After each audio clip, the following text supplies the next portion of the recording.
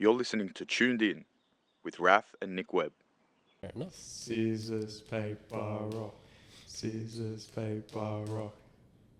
Fuck. I'm not gonna lie, I'm a bit upset about this one. Ladies and gentlemen, we're back again from the lab studio, and we are here today with Miramar, a Sydney-based duo that specialise in a seamless integration of live and electronic music.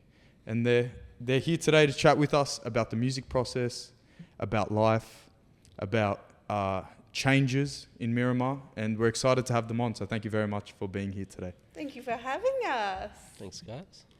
Guys, I cannot tell you how excited I actually am for this pod. Like, I know we've been talking a little bit off camera already, but like since I booked you guys in, like I've just been like waiting for this podcast.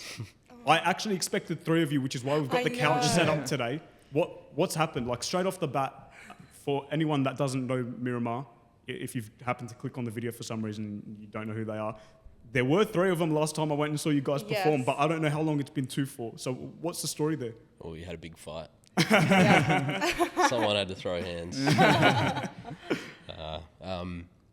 Our third member, Matt, he moved overseas at the start of this year, went to pursue his late 20s dream of moving to London and kicking off over there, trying some electronic music, some cool stuff. Yeah.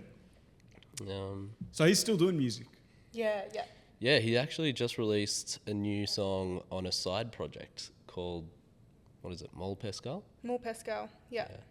So, we're holding down the fort here for him.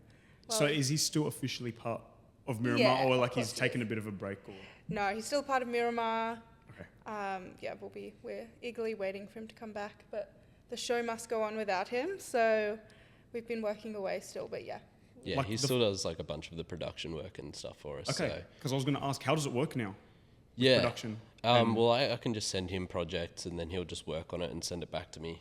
Unfortunately, I'm on an older version of Ableton, so he has to like bounce all the stems out and send them over to me, and then I've got to drop them back into a project. But yeah, obviously he's very professional. He just knows how to do that stuff so instantly. So Who takes over the majority of the production side? in the past, it's probably been like a mix between Matt and I, and Rosh obviously comes in with a lot of the sort of songwriting and melodic components, but probably this year it's been a bit more on me, but not heaps. We had a lot of our songs that we're working on already written and composed, and so I'm just, working through the little details and getting Matt's input on everything that I can. We previously lived together, and Sam and Matt kind of had separate work schedules, so they wouldn't ever be in the same room, but the computer was always on, and there was always one of them in the chair. Sam would work in the day, and he'd come home and work on it at night, and Matt was working nights, so he'd be home in the day working on it. So the process there was really smooth because they just saw each other. Well, they didn't really see each other, but it was a handover every single day on what they were working on. There has been like an adjustment period of finding out their flow now that Matt is overseas. He's only been over there 6 months, and so I feel like just now we're getting into a better groove. But it's good to learn how to work remotely from each other as well. Yeah. We can't be living in the same house forever. Yeah, definitely good skills to have, even like working with other artists and stuff. You can't Totally. ever just be in the same room with them all the time. So Did it ever get hard, like living together, and then you'd have, I'm assuming you'd have some issues living together, and then it's like, okay, studio time, and then the issues of life have to sort of get pushed to the side, and then you need to get in this headspace of, it's time to make music, I can't let this interfere. we've been doing it since we've lived together. I think we lived together for about 4 years. No, 5 years. The 3 of us. So. It was all we knew as a band. Yeah, it was literally all we did. Yeah, but I think having no reason to leave the house to go make time for music, I think can sometimes make it hard to switch off and really focus on the music. especially like now we have a little separate studio space, but previously our studio was in the corner of the living room or just off of the kitchen, and so you'll kind of be making dinner at the same time as I'm supposed to be recording vocals or juggling it all, and it's hard to really lock in. So yeah, I think being separate and being forced to make time for music, and like this is music time, this is the meeting, the hour that we're going to just talk about music, actually has really helped us be a lot more productive. Yeah. Definitely.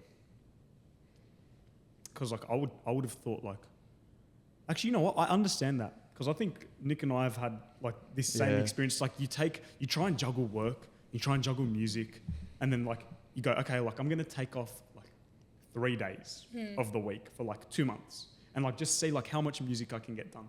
And then it comes to a point where it's like, oh, I won't worry about it because like I can just do it a little bit later in the day. Yeah. It's like the time just seems like it just stretches out, and because you're like, you have all this other stuff to do, because you have all day, you don't have to schedule so hard.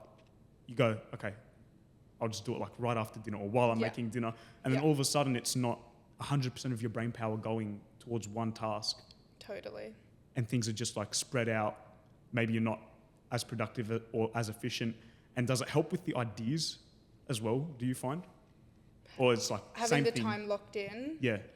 Because like a lot of people go like for me, it's like sometimes it'll just like come randomly. So has it been an issue for you guys, like, oh, you might get an idea, but it's like I have to wait, or like you have to sit down and it's like I'm trying to force the ideas to come now? Like, do you experience any of that? What do you think, Sam? I think we've always worked pretty randomly when ideas come. And Sam will work on it when ideas come. But more recently, we've been doing more collaborative stuff. And that has, going into those sessions is quite nerve-wracking, because you're going into a session just hoping an idea comes to you. You don't know what you're going to come out with, and it could be nothing. But generally, ideas do come when you just like allow it to happen. On the walk, in the park. Yeah. Definitely, yeah. Just listening to a song that you like and you're like, oh, this has given me some ideas. Yeah. So when you say like working collaboratively, is it Miramar featuring other artists? Are you working actively with people that are not part of Miramar right now? Yeah, just working with other artists, trying to write new stuff. Are you allowed to say who you've been working with? Well, probably not, because like it's probably nothing at the moment. But just like other producers around the Sydney scene. You know, we've gigged pretty hard over the last few years and met a bunch of people who are just really amazing to just hang out with. So more than anything, we just kind of wanted to hang out and see what they were up to. And you know, we wrote a few things, but we'll probably Who just knows, keep hanging out with them and see what happens. Yeah, you know? nothing might come of it, or something might. It's just nice to have a few hours set aside to be creative and collaborate. Yeah. Foster friendships. Yeah. That's pretty awesome. I'm going to let Nick ask questions. Sorry, I was just going to ask for the origin story. Yeah, I was actually, like, that's exactly what I was going to ask. Yeah, perfect. All right, perfect.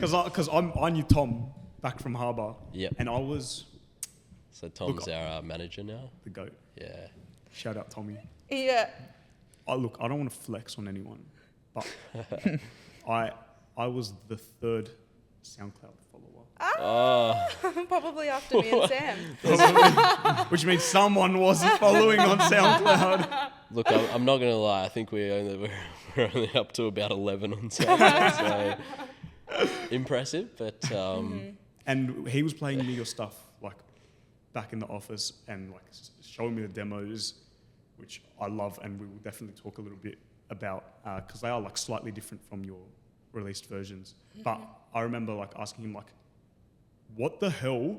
Where did you find this group of people? Because like to like find someone and like get them on board and like have them be of like such a promising amount of talent is just like, it's crazy. It doesn't happen like every second day. So like being at Harbour and like seeing him bring in you guys, I was like, so I want to know how it all came together as well. Yeah, Tom has been a big champion of us. So Tom, he was originally our booking agent. That's how we met Raph. They were working together. And then Tom has since left and he is now our manager. and he's incredible. He has championed us from the start. So he met us when we were pretty fresh at our first ever live gig. We, as we said, we were living together. We all were somewhat related to music. Matt was the only one who was studying music, so he had classical training. Sam and I were just vibing. Yeah, I like just been making beats since like, I don't know, year 10 at school would have been like 2014 maybe. Just on a cracked version of Ableton, which I think I was even still using going into uni when I met Matt. And he just showed me all this like world of plugins and things like that like... He's a wizard. Yeah, I didn't even know about. I think I had one plugin at the time. It was massive, the synthesizer. Oh, yeah. From Native Instruments. Yeah. Then he just had the whole like Native Instruments suite and like all the Waves ones and just all the good stuff, which I got from him immediately. And then we needed him to teach me how to use them, and so that's how we kind of got more into each other's pocket of making beats. And I don't even think Rosh had ever sung before. No, I was definitely more of a singing in the shower kind of singer. Live was never, ever on my mind. Being in a band wasn't on my mind ever. Yeah, we'd known each other, I think, probably about 2 years. So it would have been about 2018 when Rosh's sister posted a birthday video on her like Facebook wall. And it was her singing a song from Les Mis. Just like, what was it? Pretty impressive, yeah. I'm not going to lie. Sam tried to find this video the other day, and I hope it's buried somewhere. I hate this video. No, we have to find it. Please send it to me Nobody for look the for edit. this video. It's literally just Please like, I don't know, like 15-year-old Rosh just standing in her kitchen in front of her parents just being... Doing an at-home concert. Yeah. So Sam then discovered that I could sing and forced me into the band. Were you guys living together at this point? We were, yeah. Yeah. So we started... So you didn't hear her like off in the shower? Like, did you just like keep your mouth shut for like 2 years? I probably hummed. Yeah, I reckon we found out in like 2018, or I found out that you could sing. And then we all moved in together in 2019, and still like, hadn't written a song at all, nothing at all, recorded at least. And then I think we all went to Splendor that year, 2019, and Lord was playing. And we were all just like having the best time in the mosh, and we were like, you know what, we should make a band, we should sing songs like this. And we went home, and I think actually like the next... Like on the car ride home. Yeah, like the next week we had like the chorus of Smoke Machine, which is our first release, which I think came out in 2021. Yeah. And we still play that song live just because, we wrote it in that mindset of like, we want to be doing this, we want to be playing live. And so that's what we wrote it for. And yeah, good thing it still works. I mean, it's a banger every time. Every time it comes on live. That's probably another one that I could sing. Oh, maybe not word for word. Yeah, it's a little on the nose, but it's it still goes off live. Yeah, it's a very feel good. Yeah, we've got a dance song. very nice sort of piano house remix of it that we play live now that always goes pretty well. Okay, so you guys are living together, you find out Rosh can sing, then you just start the band after trying it or after having an epiphany at Splendor. Yeah. And then you jump in the studio and you just start making things. Smoke Machine comes out. Yeah, we recorded... Well, no, that didn't come out for a while. We recorded lots of things. We had a bit of a collection of demos. Studio would be a strong word. Yeah. The corner of our living room that had a mic and a sheet set up was the studio. And that was it for a long time. We didn't really have an idea of what we were going to do with all these things.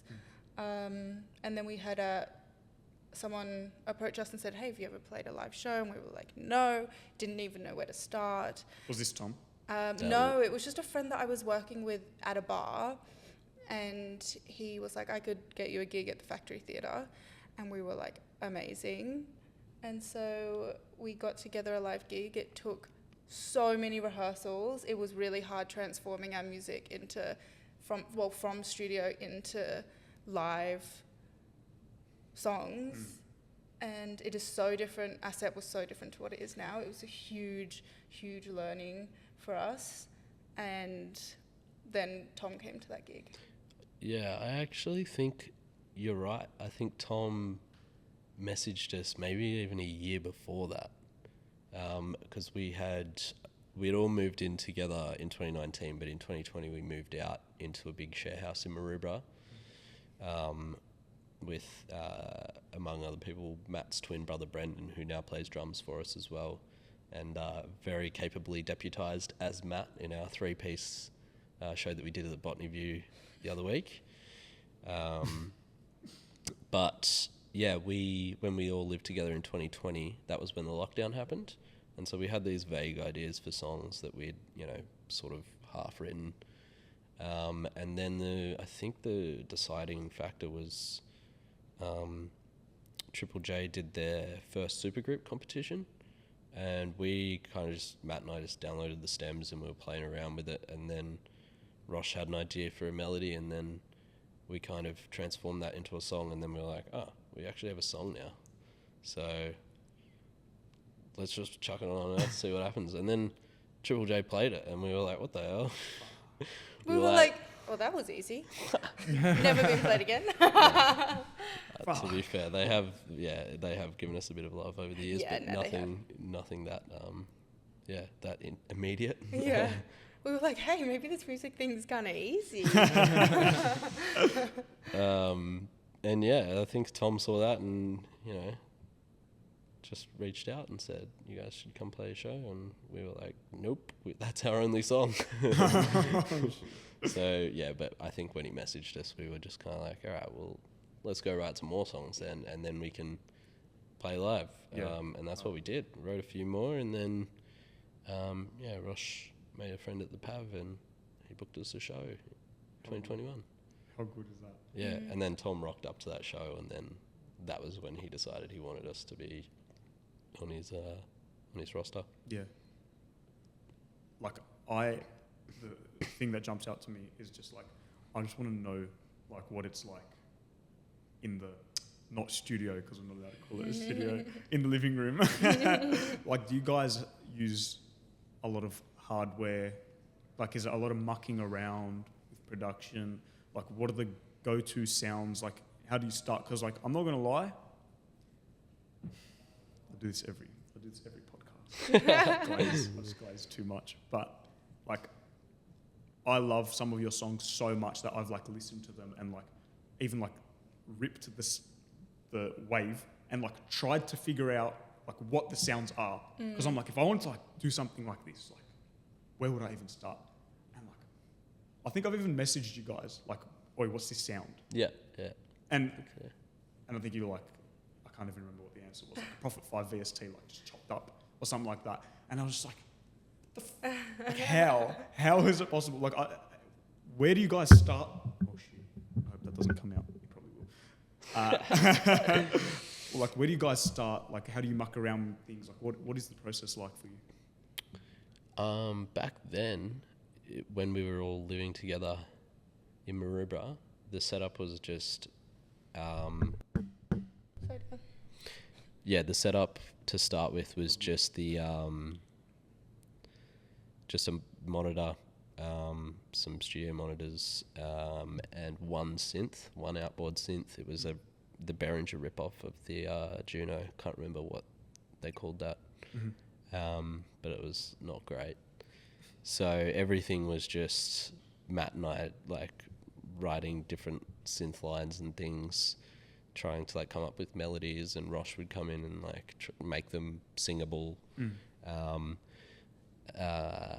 Nowadays it's a lot different. We kind of got carried away during the lockdown period when they did the what was that called? The like JobKeeper payments. JobKeeper. So honestly, the richest we've ever been. Yeah, seriously, like, that was a bit crazy. Hey, that was being paid our to do peak. nothing. Yeah, we we all just Bring had back jobs. COVID. Yeah, honestly. We all just had jobs. Yeah, we were all just working at different bars around Coogee, and obviously everyone just lost their job at the start of 2020.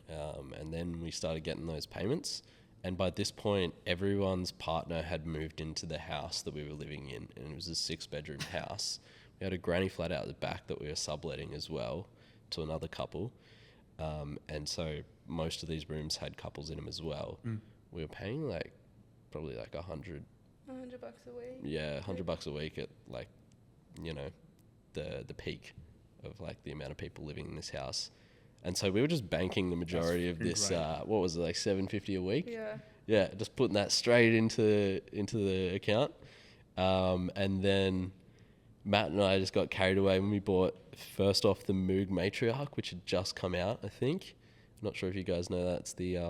It's an analog synth by Moog. That's like paraphonic. It's got all the bells and whistles. Just a lovely sounding synth. Not that we had any idea how to use it at the time. We just saw it was good and wanted it. And then Shiny. we bought. I need it. Yeah, literally. And then I had just watched I think it was the Rufus. They did their live show at Joshua Tree. And I just was pausing the video and what gear have they got going on here? And their main one was the Prophet 6. And I think that's what you were talking about. Okay, maybe it was the Prophet 6. Yeah, I just bought that and I don't know how I had that much money. It was ridiculous. Just unemployed, That's no savings. That's a good few $1,000s a Prophet 6. Yeah, I think when I bought it, it was I maybe got it second hand and it was $4,000. Okay. But now I'm looking at second hand ones that are $6,000. Yeah, It's When we drive it around in the back of our car, a beat up car, it's worth more than the car itself. So we drive very carefully with it in the boot. It's our prized possession. yeah.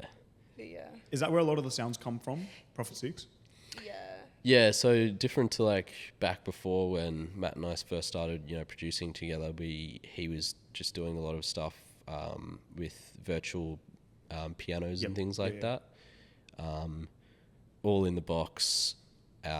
Maybe if we wanted to get a specific sound, we would try the synths and see if they worked for it. But now it's for me in particular, we can't speak for Matt. I don't know what his setup is in London, but I've got those 2 synths. I've got a TD3, which is a rip-off of the Roland 303, which is that squelchy acid synth. TR8 drum machine, a lot of outboard gear. And I'll pretty much just use samples, and then if I get inspired by a sample, I'll just bring in all the outboard stuff and construct a song using that around it. You find a sample on Splice or something, or you'll record it and that becomes a sample? A bit of both, yeah. Sometimes if I'm not feeling very inspired at all, I'll just scroll through Splice samples. But a lot of the time I'll have an initial idea and then just record it on on the Prophet or something like that and get that down. Why do you do that? Do you find it actually produces a better result, the outboard gear? Because a lot of people go like me and Nick speak about this a lot, especially for mix and master stuff. Yep. It's outboard gear and VSTs are indistinguishable if you close your eyes. Yeah. It's there's really no difference except for the fact that the outboard gear over time will produce slightly different sounds. It becomes a little bit what's the word? The circuitry inside sort of changes. But it's unpredictable what the sound's going to become. It could become warmer over time, or it could become a bit colder. It always has a bit of body to it. But with synthesizer VSTs and stuff, I've never really used proper synths. I'm all in the box as well. I've got the Native Instruments stuff. Is there a big difference? And I'm sure other people would be pretty curious to hear about this as well. I think the main reason why Sam likes using the synths to begin with is that there's parameters. It's tactile. Yeah, and so it kind of isn't endless opportunity, which can sometimes work in your favor. Sometimes too much choices, you get choice paralysis, but it kind of creates these walls within to create at the start to get a spark idea happening. And it also keeps things within a similar realm of sound, which you can then explore from. Okay. Do you feel that? Yeah, definitely. I think. No, not at all. Yeah, that's pretty much exactly it. Like, just setting yourself some boundaries. Yeah, I don't know if you find this, like, when you're like staring at a VST for ages and, like, you know, playing with all the different parameters in it. I just go down rabbit holes way too easy, and suddenly it's 3 a.m. and I've not even made a single, you know, thing. Just like clicking through presets and like mucking around with them, and you're like, nah, that's like not perfectly exactly what I want. I get you.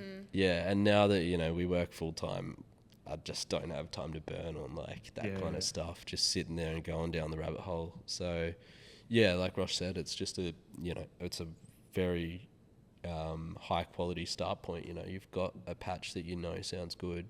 You start making stuff with it, and then you can branch out from there. But starting a song is the hardest thing, and yeah, I feel like you kind of shoot yourself in the foot if you just give yourself a million directions to go in. Okay. You just give yourself one or a couple, and then So it's more like the create from there. it's more like the Kanye 808s method. It's like I saw what I can do when I have like an infinite amount of possibilities on my first 3 albums. Yeah. Now I'm just going to see what I can do with one machine. Yeah. Like all I have is an 808 machine. Yeah. And like let's just see how many songs I can make. Let's see what I can do with it. Push it. It's like to the extreme. Is it like that sort of thing? You just put yourself in the box, and you just have to figure it out. Yeah, pretty much. We're probably not as like methodical in an approach as that, but it's more like it makes everything cohesive as well. Like we're only at this, you know, we've only released one EP.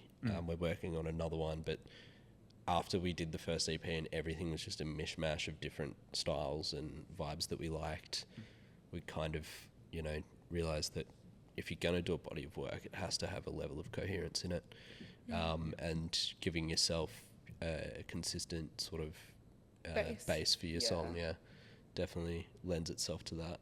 Yeah. Building that coherence in a project. Yeah, it means we have like a consistent canvas for all our songs, starting them all on the same 2 synths with the same, you know, 3 machines. It creates a sense of cohesion through everything. That's actually interesting. Yeah, a lot of the time the sounds get swapped out, but something about, you know, just starting it the same way, like, I don't know, just they all end up, you know, converging. So they all like branch out. You swap out sounds and try different things, but then, you know, the vibes come back in the same way. So something to do with the DNA of the song. Coming up. Because I was listening today, and I had it on like the Spotify shuffle on Miramar's page, and I think it changed from East to, I think it's Sleepwalking, and then when Sleepwalking started, I double checked my phone because I almost felt like it was hardstyle. Yeah. Do you get? But funnily enough, as the song progressed, it was still Miramar. Like even though it wasn't sort of as I'm gonna use the word soft, I guess, as East, or say, was it Lose My Head? Yeah. I think it is. It still, as the song progressed, it was still Miramar. So is that sort of I the same idea of you have the bass? Yeah, it's got the same DNA in it. So even if we go for a completely different song, a different tempo, a different style, it's got that same kind of bass woven through it, which can tie them together, especially with our earlier songs where we were exploring a lot of different sounds. And I guess we still are now trying to find what our sound is. But there's definitely some qualities to our songs that I think are very Miramar. Yeah, definitely. Like the one that I think of is that, and this is something that the outboard gear sort of gives you. It's like a rough edge. Are you going to give us an example of the sound? Yeah, you have to make it with your mouth. No, you have to. Just do it.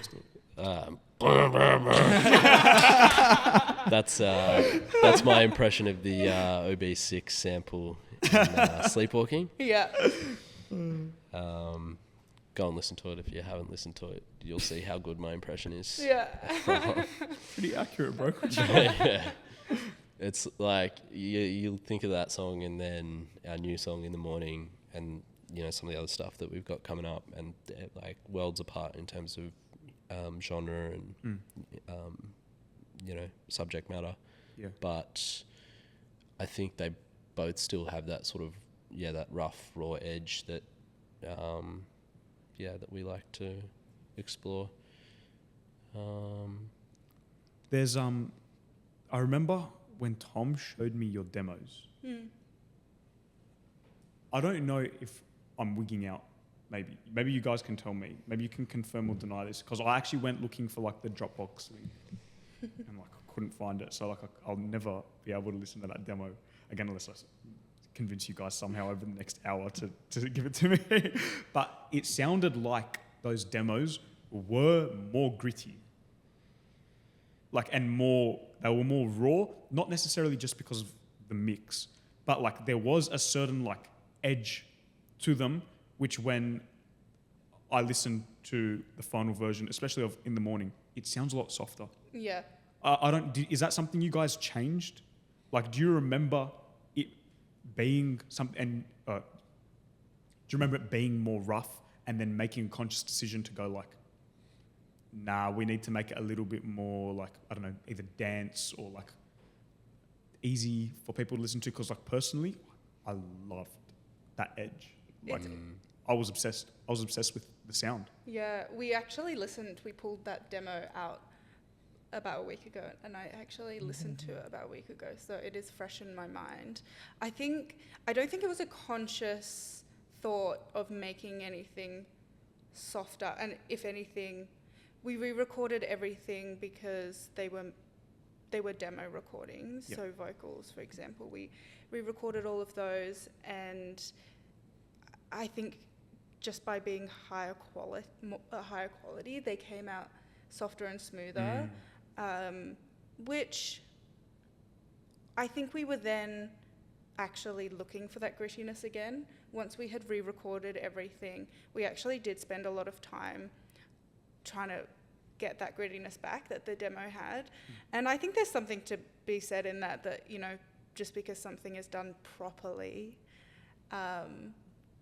doesn't necessarily mean it's better. Yeah, I think when I listened to the demo a week ago, I was expecting it to be god awful and like really hard to listen to.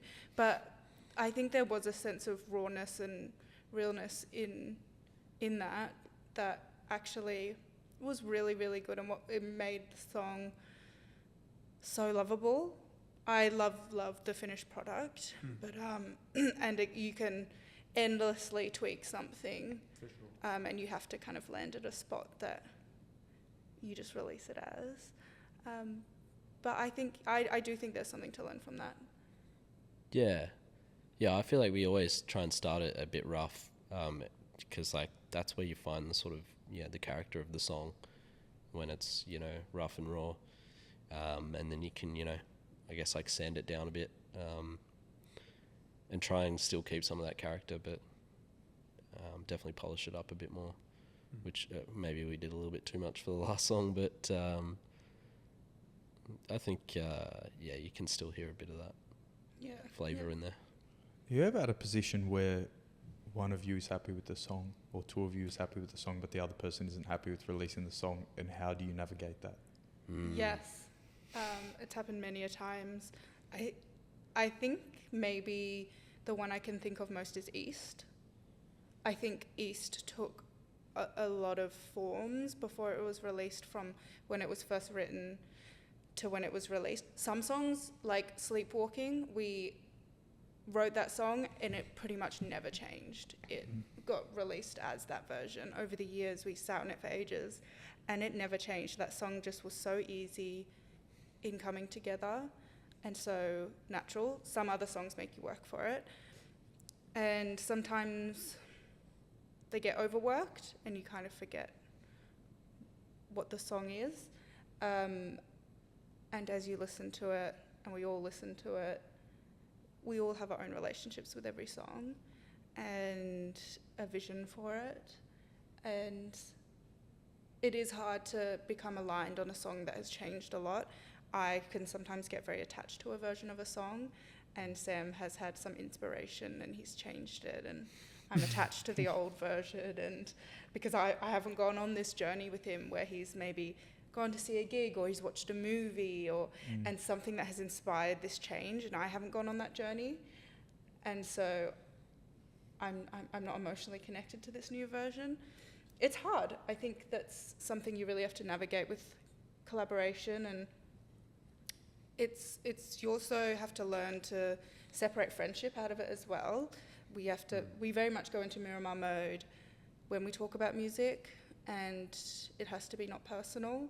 That took a little while to learn, not to take things personally. I think when we first started out, I could often get very emotional towards criticism, especially with like around vocals, and we've really learned to take the emotion out of it, and I think we're quite good at talking about it critically. Yeah, definitely. I think because Matt was the only one out of us who had like a bit of a sort of background in the creative world. He studied like music at uni, and obviously when you do that, and maybe I'm clutching at straws here, but like criticism is endemic in that sort of environment. Like you have to take on board feedback to improve or to get better marks or whatever it is. So he's just much more matter of fact about everything. If we send him a song and he has thoughts about it, he'll just send them back, bang, bang, bang. This is what it should, you should change. And it's definitely been a few years of, okay, that's just his feedback. It's not like he's not telling you that you're a piece of shit. Yeah. He's not saying you suck and I don't want to be friends anymore. Yeah, he's just a much more clinical he's not operator. wasting time. This is my thoughts. Yeah, and I'm doing the same thing now, and it's good because we both we don't settle for something that we're not happy with, because you can't release a song unless everyone's 100%. Happy with it. So really the only way to do it is to be honest. And another thing that I've learnt is definitely just to sit with things for a little while. Obviously when we were trying to write a whole bunch of songs so we could start playing shows, you kind of just go, okay, cool, that's fine, that'll do. But now we're in the stage where we want to actually release songs that we want to keep listening to forever. Once they're out there for good. And we won't settle for anything less than exactly what we're happy with. So, I guess maybe some of the earlier songs that we wrote have fallen by the wayside because they're just in a place that none of us could be aligned on how it goes. Yeah, I think there are songs in the bank that have hit a roadblock, and maybe they'll be revived. When they get to a point where nobody can really decide on what vibe we're going for. Yeah. But as time passes, I think it becomes less emotional. You're less emotionally attached to that song, and there's so many now that I think if anyone felt inspired to pick up and make something out of it, it'd be like, go for it, make something cool. But in the moment, sometimes it's like, okay, we need to leave this one. Nobody can agree. And I think another thing we do is probably share it around, get new ears to listen to it, get some feedback from people who haven't been just listening to it over and over again. And we haven't had any major issues with it. I think East was the hardest. You and Matt tried really hard at the end there to make it perfect, and I think we got to a point where everyone was happy. Yeah. Now you mentioned inspiration and obviously watching movies, going to gigs. Do you guys have do you have a process where for example, you're in a rut, or there's something, or even just in general everyday life, you become consciously aware that you need to be gaining ideas from different places? Are you guys spiritual, religious? Is there something that a source you draw from, even though it's going to be separate for all of you? Do you have any tips, tricks, anything that you can give people that sort of just to be conscious of, aware of? I think definitely having your work-life balance with your music and making sure you're just living, so you have things to write about, you have things to experience. We I think, have a very active social life. We really do value time with our friends, experiencing new things. So we travel when we can, we go to see music when we can, we go to the cinema all the time and watch movies. And that is something that we make time for, and we don't ever see that as wasted time. That is super valuable to us.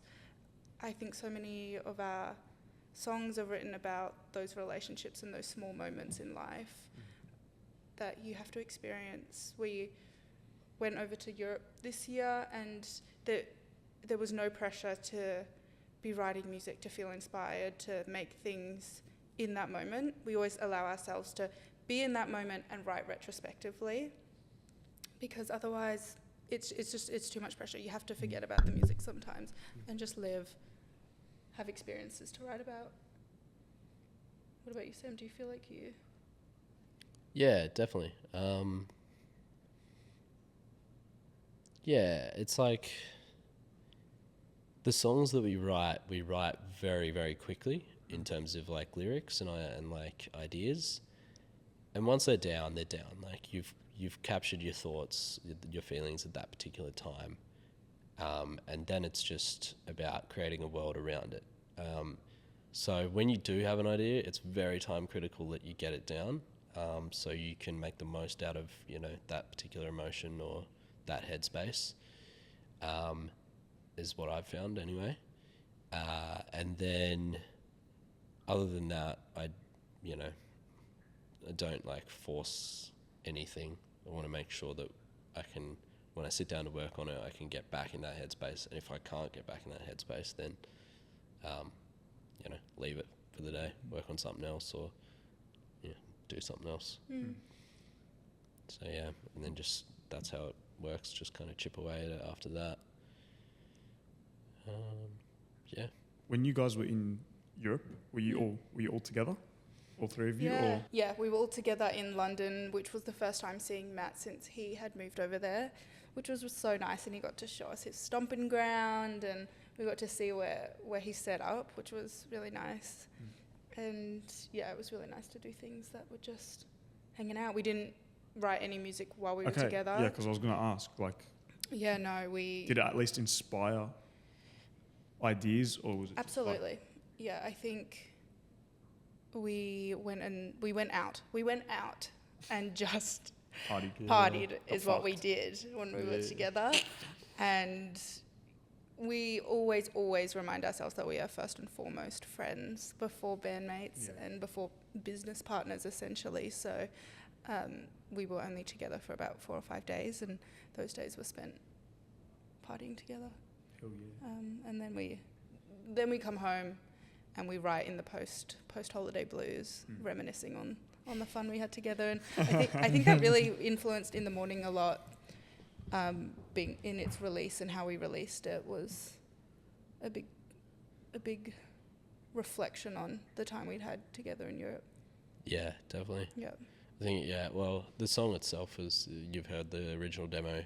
It's not too dissimilar to that, but, the reason we'd been sitting on it for so long is it didn't really feel like a good time to, release it. We didn't feel like in that sort of place. But then, definitely coming home from Europe and, seeing Matt and having an amazing time overseas. And then we came home and we were like, you know what, this song's kind of speaking to me right now.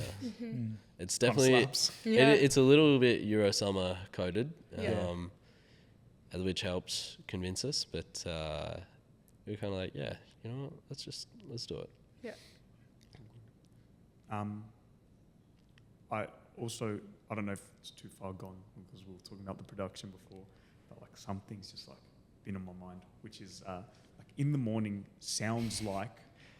Raph, I think Raph wants to ask you, would he be able to get in the studio with you? I'm not joking. This is probably what I'm getting at. Maybe something after the pod. But honestly, Raph, I would love to.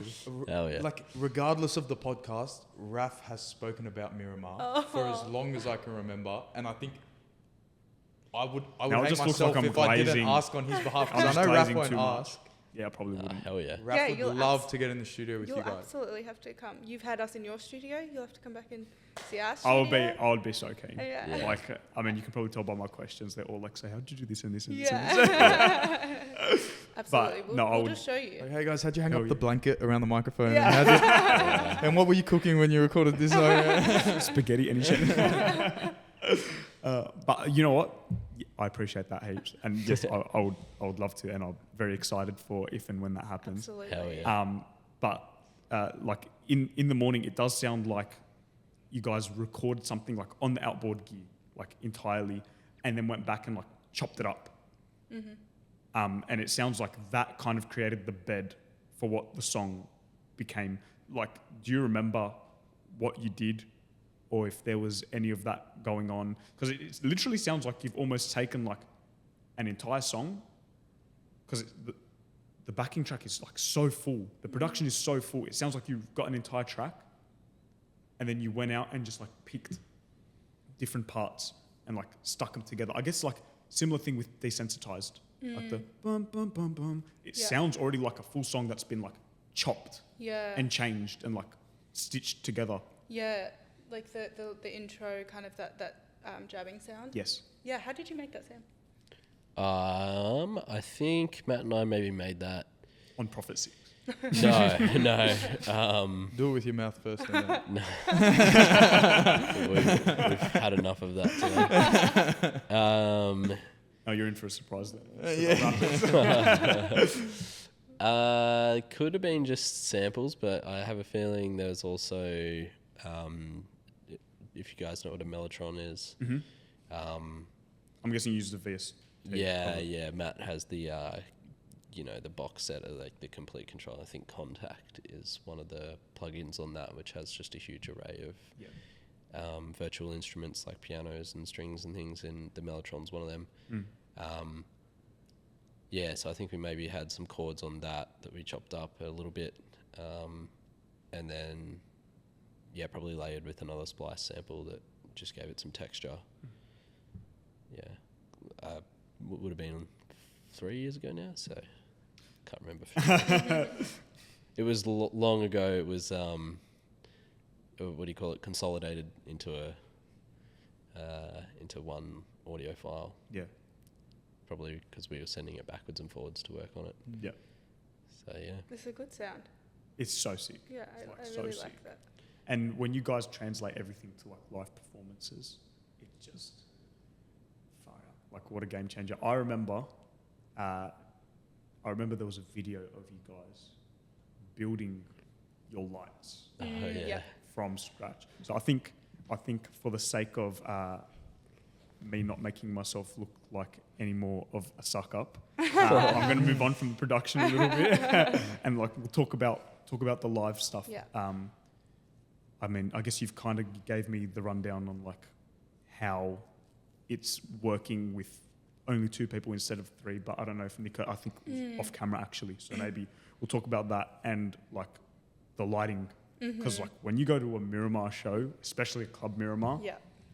and I think you got like someone like on the box, like doing Yeah. the lights, like for you, like triggering things, like so sick. And I remember Tom saying to me, like, you guys had figured out a way to make them like just all in-house instead of like going and buying Yes. like a $50,000 setup. Like you guys somehow concocted a magical solution Yeah. for making it work, kind of like homemade, home brand Coles version, Absolutely. which does not look like a Coles version at all. It's like the Yeah, real so deal. for your first question, now that Matt has gone overseas, we have adapted our live show to, it was 5, so we have me, Sam, Matt, and then we have a drummer and a guitarist.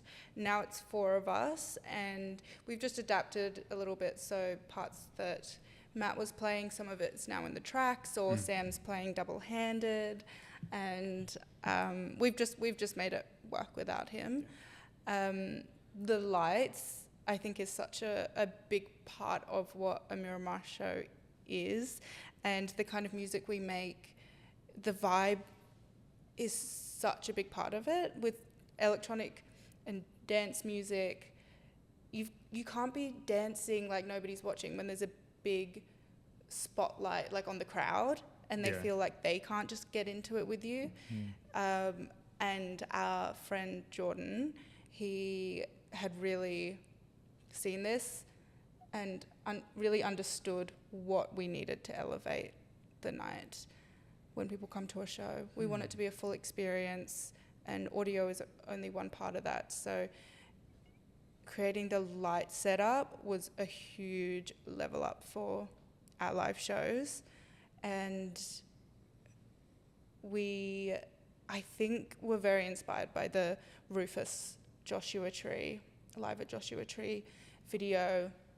They have lots of tube lighting, similar to the ones that you have in the studio, all around, and they are programmed to the music. And so we looked into these tubes. They're the Asterotyne tubes, and they go for $1,000 or $2,000 up.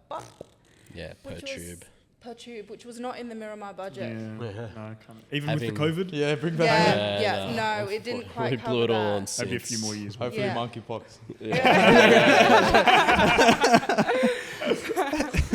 And so Jordan, he's incredible, and he designed these lights for us. So he 3D prints all the stands for them, and we wow. got these programmable LEDs so that are inside the tube. So they are these handmade lights that look incredible on stage. And there's two ways that they can work. One is that they get programmed through Ableton, and then it's kind of just a set and forget when they just go with the set, because we play our live sets through Ableton. And so that is like the easiest option on the day, but it takes a lot of work to program them to the set, and we change our set so often, it started to become a little, it's a lot of work to keep changing that.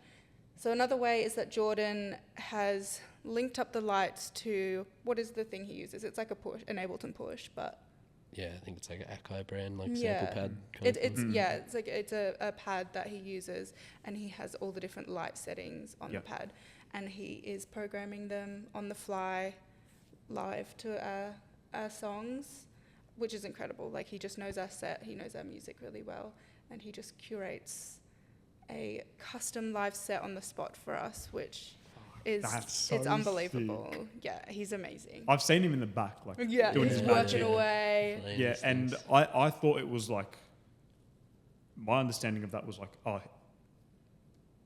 it's how do I put it? Like the fallback plan. Like I was like, maybe they couldn't get the Ableton thing working, because I remember Tom explaining something about it to me. How the fuck do you even program shit through Ableton like that? That's crazy. Yeah, so before Jordan even kind of came on board to volunteer and make our lights and things like that, we had decided that, you know, if we're going to play live, this was the start of 2021, I think, we wanted to have some, like, you know, separating factor, because otherwise we're just another, you know, band that nobody's heard of around Sydney. It's like, at least, you know, if you walk past whatever pub we're playing in, you'll see some like interesting happening there. And the idea that we landed on was these tower lights, which are on like motorized things.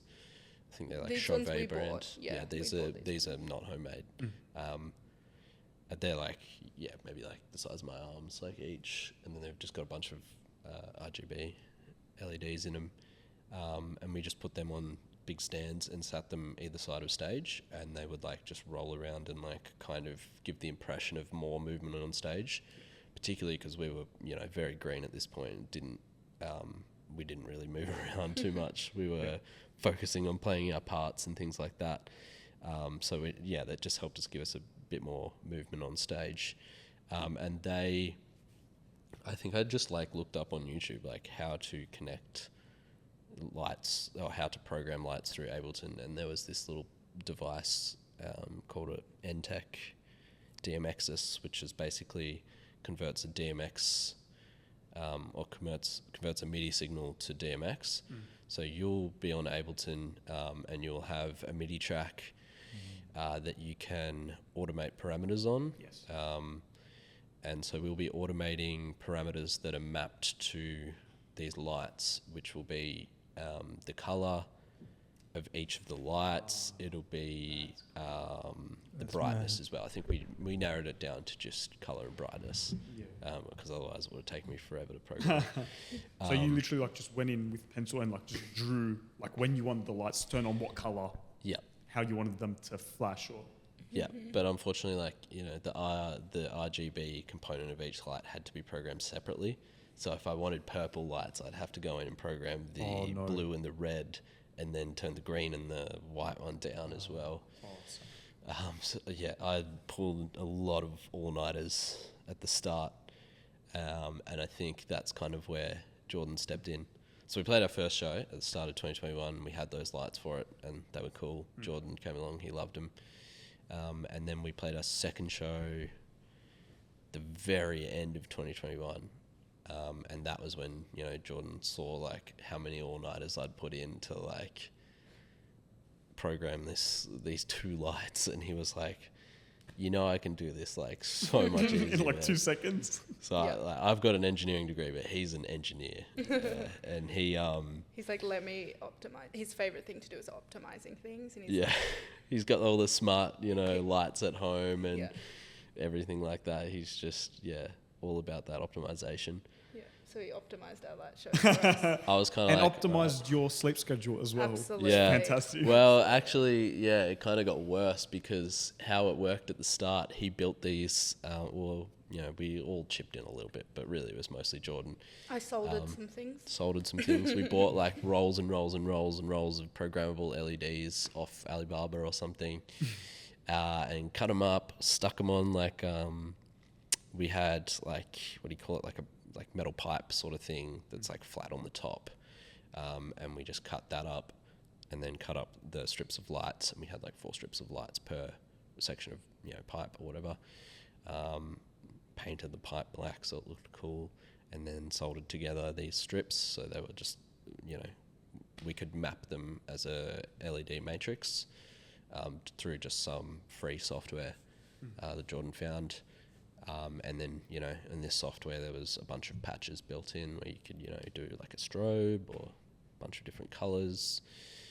I'm getting way too into detail here, but it's pretty much like, then what would have to happen was we would have to figure out what patches we wanted for each song, you know, what patterns the lights should do, what, you know, what color scheme we wanted. And, you know, at the start you always take everything so way too far. Like, you want everything to be perfect, so I wanted every song to have its own unique light show. And so I would be in there changing the pattern like 4 times a song. You know, the drops have to hit harder. They've got to go like, you know, this crazy strobe, but then like, you know, maybe some like floaty, you know, circles or whatever for other ones. And I reckon the first Club Miramar we did, which is where we debuted these lights, I don't think I slept at all that week. I think It was an intense week. yeah, it was like stay up till like 5 a.m, you know, automating, turn this patch on here, turn brightness up to this, then, you know, the next section of the song, turn this patch on here. Sam's absolute strength, but also his weakness is his eye for detail and need for perfection. So it was the most incredible show. It looked amazing, but a very weathered Sam after it. Yeah, and I think the turning point was the second Club Miramar we did, where we weren't as happy with the show, and I kind of was like, well, I just put in so much work for that, like, and it wasn't, you know, everything we wanted it to be, so why am I even doing that? And now we've come to a place where Jordan's decided, all right, well, you know, if you don't want to do that, I can just step in and play it live. And, you know, it maybe some parts of the thing he doesn't hit the right button at the right time, and so it doesn't hit as hard, but honestly, nobody knows. You can't tell. It just looks cool. I remember being at, I don't think it was a Club Miramar. but it was at Meraki. So I might just run to the bathroom quickly. Yeah. You can actually keep going if you want. I don't mind. No, that's right. We'll take a 2-minute break, Yeah. and I'll resume. Yeah.